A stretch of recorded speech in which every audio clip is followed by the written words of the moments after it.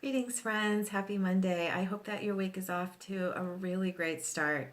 I have a busy week, a busy day, and I woke up feeling a lot of eagerness and curiosity about what the week holds and the ways in which I can show up for this adventure. So I'm sending you the same intentions.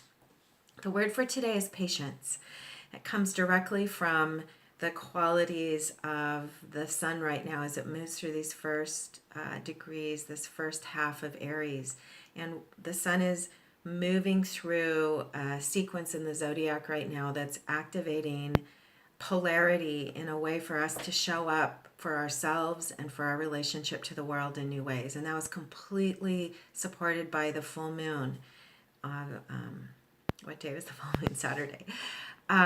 So the quality of patience today is the specific signature of the Sabian, and actually it's the signature of frustration and impatience when we want to force change before it's time for change. And it's a quality of youthfulness, of struggling against the forces of inertia, and youthful energy of pushing through frustration for something to change. What we're required to do now is be aware of that frustration and impatience, and then hold space for the larger grids of order.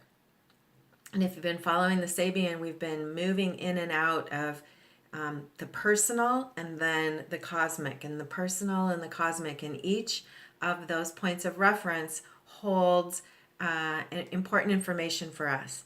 What we're being called to do in this year of the Earth Dog, and in this time of what we call ascension, in this time of evolution, is to strengthen our ability to be the bridge between those two realities.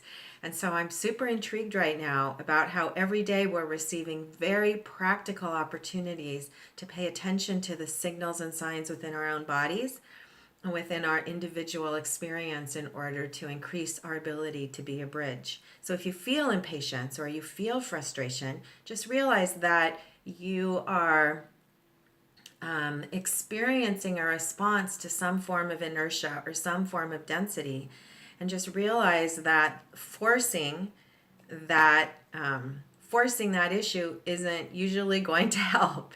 There's a great book by David Hawkins called Power versus Force, where we learn to transcend those impulses for force in order to come into coherence and align with what true power is, which is internal alignment, that adjustment card in the full moon. So I have been holding curiosity today, and over the last few days, using for this quality of polarity that we're working with right now, and one of the basic signatures of Aries, which is the polarity of order versus chaos. And chaos is the Fool, who is part of the numerologically is part of the Emperor constellation, because the Fool is the 22nd card, and 2 and 2 reduced to 4.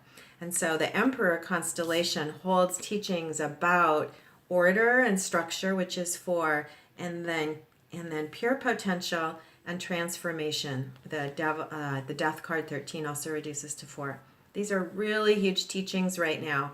And so often when I'm working with the energies in the spring and the feeling of vitality and possibility, I hold space for my ability to simultaneously hold this archetype of chaos and order without going into fear or frustration, and realize that it's all coming into order perfectly.